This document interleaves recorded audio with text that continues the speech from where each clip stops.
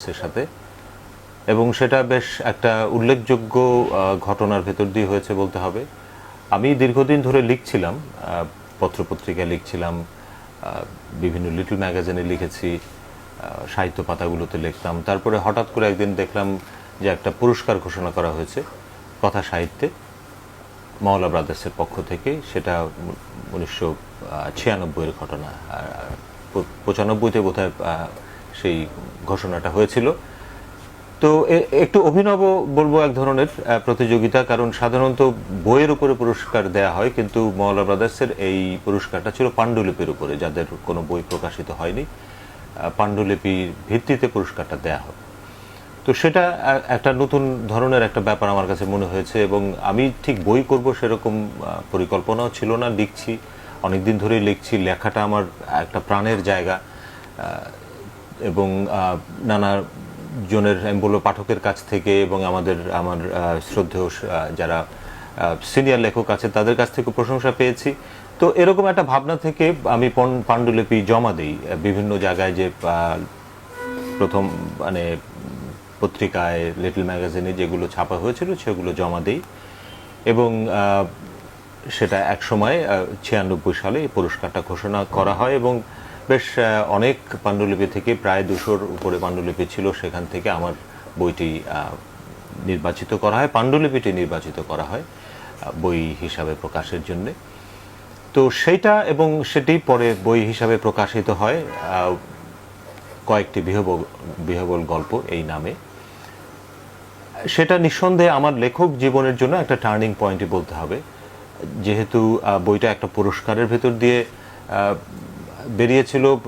এর কারণে একটা দর্শক মানে পাঠকের কাছে একটা বিশেষভাবে একটা কৌতূহলের জায়গা ছিল, যে বইটা সম্পর্কে একটা আগ্রহ তৈরি হয়েছে, বইটি অনেকেই পড়েছেন, এবং সেই বইটার ভেতর দিয়ে আমার একটা লেখক জীবনের শুরু তো বলতেই হবে, এবং এক ধরনের পাঠক গ্রহণযোগ্যতা সেটিও তৈরি হয়েছে। এবং বলতে গেলে যে এই বইটি প্রকাশের পর থেকে আমি মানে আমাকে অব্যাহতভাবে আমি লিখে গেছি, প্রতি বছরই আমার বই প্রকাশিত হয়েছে। তো যেহেতু আমার যাত্রা শুরু হয়েছে মওলা ব্রাদার্স থেকে, সে কারণে এই মওলা ব্রাদার্সের ব্যাপারে আমার একটা নিঃসন্দেহে একটা বিশেষ আবেগের জায়গা আছে, বিশেষ একটা আগ্রহের জায়গা আছে, মওলা ব্রাদার্সের প্রতি আমার একটা কৃতজ্ঞতার জায়গাও আছে। তারপরে আমি ধারাবাহিকভাবে মওলা ব্রাদার্স থেকে অনেকগুলো বই প্রকাশিত হয়েছে আমার। আমি বলবো হয়তো একটা উল্লেখযোগ্য বই হচ্ছে ক্রাচের কর্নেল মওলা ব্রাদার্স থেকেই প্রকাশিত হয়েছে, এবং এটিও আমি বলবো যে বাংলাদেশের নানাভাবে আলোচিত বইয়ের ভিতরে একটি বই হিসেবে ইতিমধ্যে পাঠকের স্বীকৃতি পেয়েছে বলে আমি বলবো। এবং বাংলাদেশের ইতিহাস যেহেতু খুবই জটিল এবং নানা রকম ইতিহাসকে নিয়ে যথেচ্ছাচার হয়েছে, সেখানে আমি চেষ্টা করেছি এই বইটার ভেতর দিয়ে একটা বিশেষ সময়ের 69 থেকে 75-এর এই খুব ঘটনাবহুল সময়কে একটা নিরপেক্ষ জায়গা থেকে দেখার। এবং সেই বইটি মওলা ব্রাদার্স থেকে আমি প্রকাশ করেছি, এবং মওলা ব্রাদার্স থেকে প্রকাশ করে আমার নিজেরও ভালো লেগেছে, এবং সে বইটি অব্যাহতভাবে পাঠক পড়ছেন বলে আমি ধারণা করি।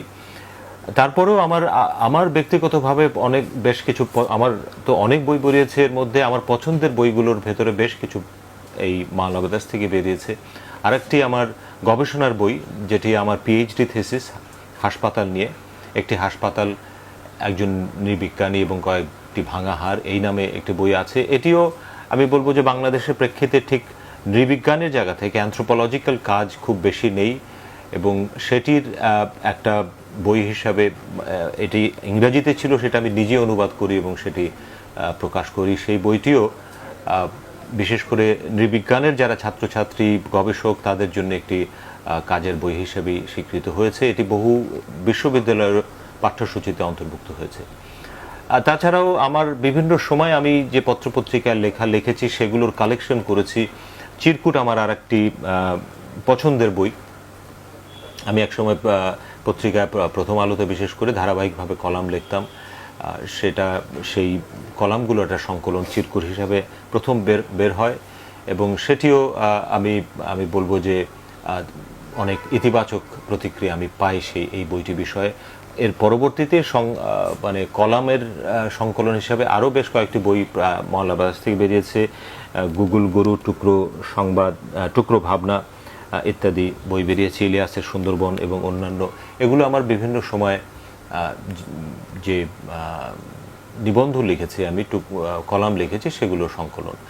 আমি যেটা হয় যে এক একটা ভাবনা দিয়ে তাড়িত হই, সেটা কোনো ভাবনা আমি একটা উপন্যাসের ভেতর দিয়ে প্রকাশ করি, কোনোটা ছোট গল্পে প্রকাশ করি, কোনোটা কলামের ভেতর দিয়ে প্রকাশ করি। তো এই যে বিভিন্ন মাত্রায় আমি কাজ করেছি, সেই সব ধরনের বই মাওলা বাদাস থেকে বেরিয়েছে। আমার দ্বিতীয় যে গল্পের বই পশ্চিমের মেঘে সোনার সিংহ, সেটিও মাওলা বাদাস থেকে বেরিয়েছে। আমার এর মাঝখানে সাম্প্রতিককালের একটি বই হচ্ছে আমার দীপেশ আবিষ্কার, সেটিও প্রবন্ধের বই। এটি মূলত দীপেশ চক্রবর্তী এই সময়কার বিশ্ব দর্শন এবং সমাজবিজ্ঞানে অত্যন্ত আলোচিত একজন ব্যক্তি। উনি শিকাগো বিশ্ববিদ্যালয়ের অধ্যাপক, ইতিহাসের অধ্যাপক। তার উপরে আমার চিন্তা ভাবনার একটা প্রতিফলন এই বইটার ভিতরে। এবং অতি সম্প্রতি আরেকটি গবেষণার বই বেরিয়েছে, সেটি বাংলাদেশের চা শ্রমিকদের জীবনের উপরে, ইফতেখার মাহমুদের সাথে যৌথভাবে। তো এইভাবে আমি বলবো যে মাওলা বাদাসের সাথে সেই 96 সালে আমার যাত্রাটা শুরু হয়, এবং এখনও অন্যান্য প্রকাশনা থেকে আমার বই বেরিয়েছে, কিন্তু মাওলা বাদাসের সাথে আমার একটা যোগাযোগ, সখ্যতা সবসময় আছে, এবং সেখান থেকে বই বেরিয়ে যাচ্ছে নানা সময় নানা বিষয়ে। তো মাওলা ব্রাদার্স তো একটা দীর্ঘদিনের ঐতিহ্যবাহী প্রতিষ্ঠান, এবং সিরিয়াস ধরনের সাহিত্য শুধু নয়, গবেষণা, ইতিহাস ইত্যাদি বিষয়ে বই মাওলা বাদাস প্রকাশ করে। সেই জন্য আমি মনে করি মাওলা বাদাসের প্রকাশনা জগতে মাওলা বাদাসের একটা নিজস্ব স্বতন্ত্র অবস্থান আছে, এবং মাওলা ব্রাদার্স এই নতুন প্রজন্মের কাছেও নতুনভাবে আরও ক্রমশ পরিচিত হবে, এবং এই প্রকাশনার যে নতুন একটা মাত্রা তৈরি হয়েছে এখন ডিজিটাল ওয়ার্ল্ডে প্রকাশনার সাথে একটা ব্যাপকভাবে সংশ্লিষ্ট হয়ে গেছে।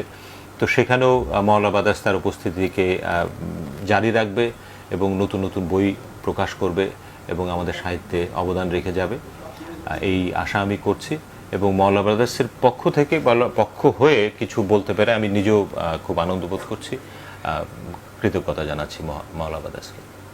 ধন্যবাদ।